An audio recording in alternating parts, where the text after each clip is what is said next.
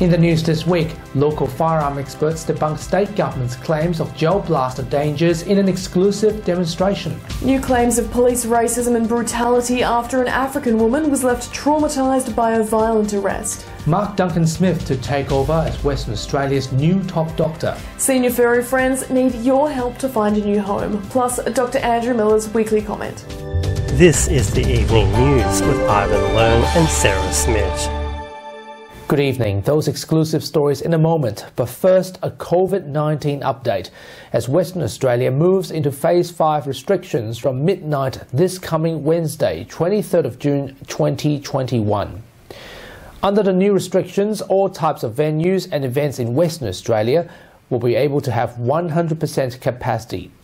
The 2 square metres rule will also be removed, ending all capacity limits and mass gathering measures.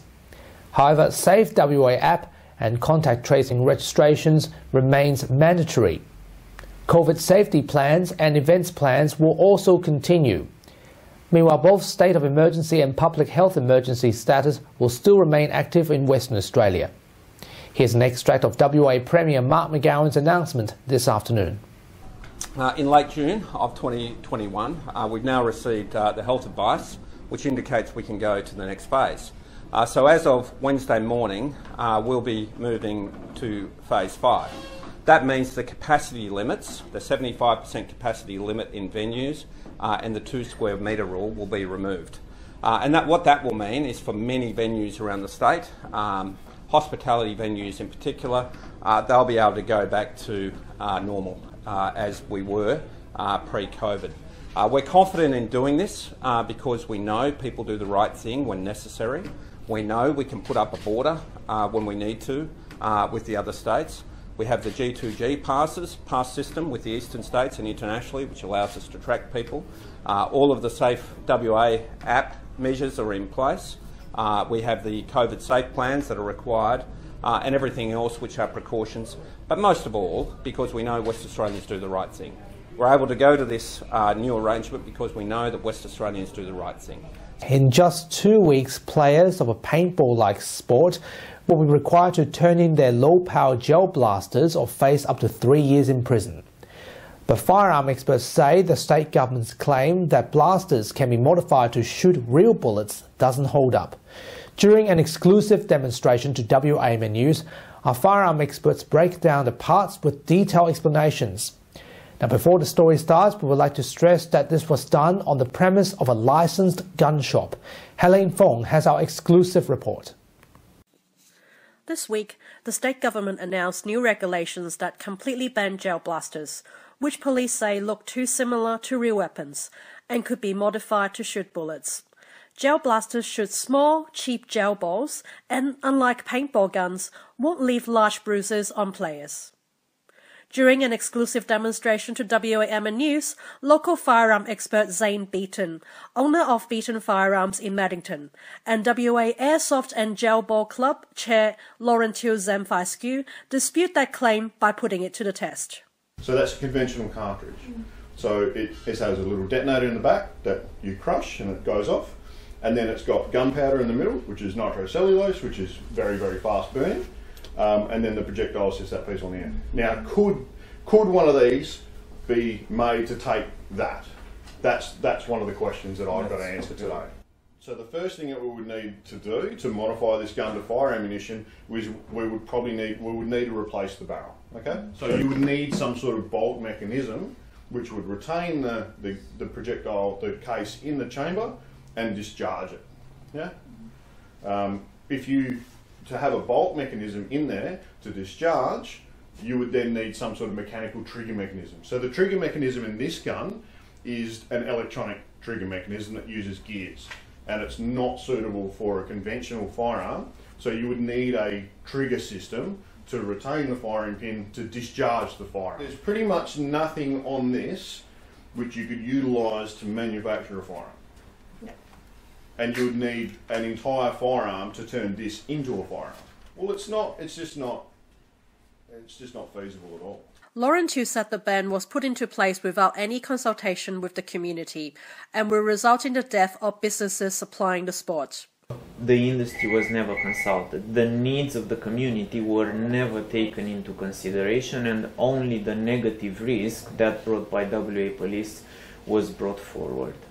Zane said bans like this one aren't effective, at the same time arguing that a serial number system approach will be more effective than the ban. I really don't think that the prohibition of gel blasters is really going to achieve much at all. Police Minister Popapalia and Commissioner Chris Dawson together argued that blasters can be easily confused with real weapons. The reason we ban gel blasters is the people holding them are at risk of being shot by the police. Because when you're a police officer and someone's standing there holding what looks like an automatic rifle, you're at risk of being shot, and it's a danger. And so therefore we decided to outlaw them. I know that's caused some pain for some people, but I think the reasons behind this are demonstrated. A demonstration is set to go ahead next week, organised by the Gel Blasters community. But if the state government doesn't change its mind, owners will have until 3rd of July to surrender the gel blasters to WA Police before the law kicks in. Helene Fong, WAMN News.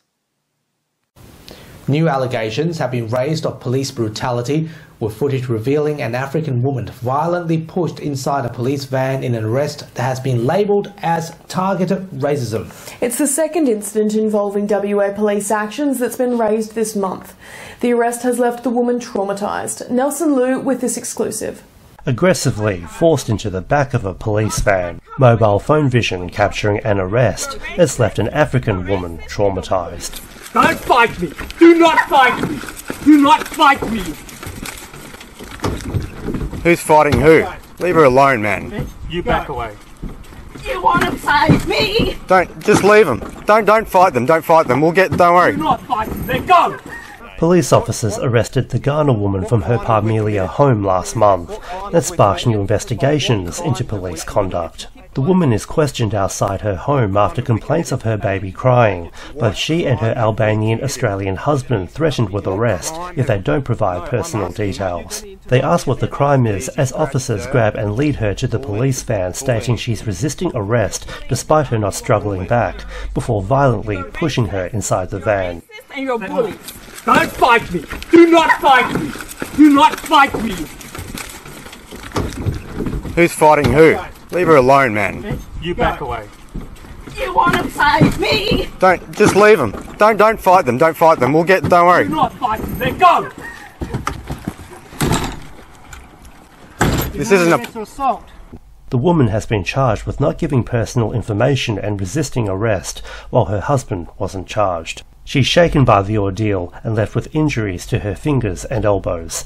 Advocates are outraged at her treatment and claim the arrest was racially motivated. She was being, actually manhandled and picked up and pushed into the paddy wagon very, quite seriously. Everything was directed at her, a black lady, and then all of the charges that were laid against her, nothing against the husband. They believe she was wrongly arrested. The reality is that she's not required to give her identity unless there was a crime. And it is still not the case that a baby crying is a crime. The additional charge also is that she's resisting arrest. And nowhere in the video can you see her resisting any arrest at all. WA Police internal affairs investigations are currently underway while the woman faces court. There are a host of charges will be dropped. It's the second police conduct case in the past 2 months after an Indigenous man's jaw was allegedly broken during an arrest in Kenwick. Advocates want to determine if racism is a larger problem in WA Police. If it's a systemic issue, then we need to address some policies to deal with that systemic issue. Do not fight me! Do not fight me! Nelson Liu, WAMN News. Who's fighting who? Former Vice President of the Australian Medical Association WA, Dr Mark Duncan-Smith, has ascended to the top job in the organisation, taking over from outspoken doctor and longtime friend of WAMN News, Dr Andrew Miller. Mark is a Perth-based reconstructive and cosmetic surgeon who graduated with a Bachelor of Medicine and Surgery from UWA in 1987. Dr Miller has been an often controversial voice during the COVID-19 pandemic, even calling for Health Minister Roger Cook's resignation. Dr Duncan Smith has already made his own mark on the presidency, saying he will not be pursuing Cook's resignation and instead aims to improve collaboration with the government. WA's confidence in the Safe WA app remains unshaken, despite breaches of data from the contact tracing app by WA Police. An exclusive WAMN news poll shows around 90% of WAMN viewers were still using the app to check into businesses while out and about. The number comes after it was revealed this week that WA Police compelled the WA Health Department to hand over supposedly confidential data from the Safe WA app to investigate the assassination of former rebel bikie boss Nick Martin. Western Australia has shivered through its coldest morning in a year this week, with the mercury hitting a frosty 3.8 degrees on Friday morning. It's just the beginning of a cold snap that will see the Stirling Ranges getting snow in the coming days. The coldest temperatures were at Wandering with a minus 1.6 degrees, minus 0.2 in Southern Cross Airfield and minus 1.3 degrees in Bridgetown. Gusty and showery conditions are forecast to continue through to Tuesday. The Weather Bureau also said rough seas are expected in WA's southern coastal areas. TAFE enrolments have risen by 27% since the lower fees. Local Skill Initiative began last year with electrical trades, aged care and early childhood courses attracting the most students. The state government says the cuts in fees have made training more appealing, and it's been made possible by WA's strong economy. We've had a 27% increase in enrolments in the low-fee courses. So they're things like electrical, their childcare, their nursing, mining-related courses and the like across Western Australia. We've seen a massive increase in enrolments. So that means many thousands of West Australians are able to enrol in TAFE courses at a more affordable rate, and therefore take advantage of the opportunity that is available in the West Australian economy. White House national security advisers are considering arranging a talk between United States President Joe Biden and Chinese President Xi Jinping.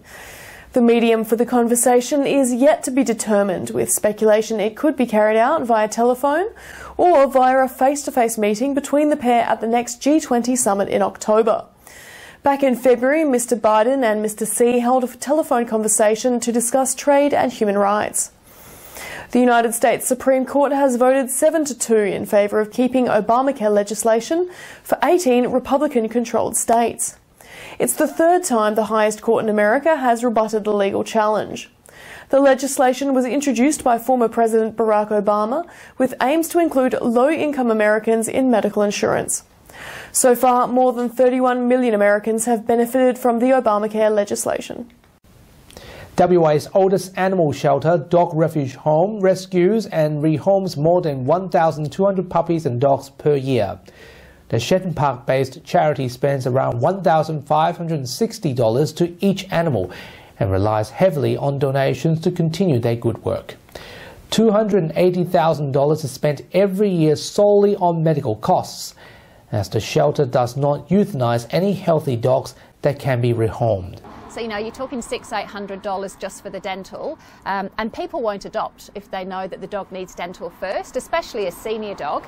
And so we've got to cover that, and then, like I say, adopt the dog out, and again, we're looking to cover the shortfall. So any donations are really appreciated just to help us cover that shortfall and continue to save dogs like Brownie, who I'm sure you'll agree is definitely worth saving.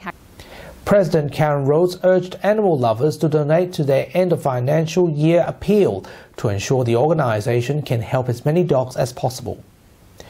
Ms. Rhodes urged the community to donate where they can or adopt a senior dog over a puppy when possible. You may even find your lifelong companion. And that's our weekly news and current affairs. We have the latest news on our website, wamnnews.com.au. From Sarah and myself, we wish you good health, good night. See you next Sunday. Take care.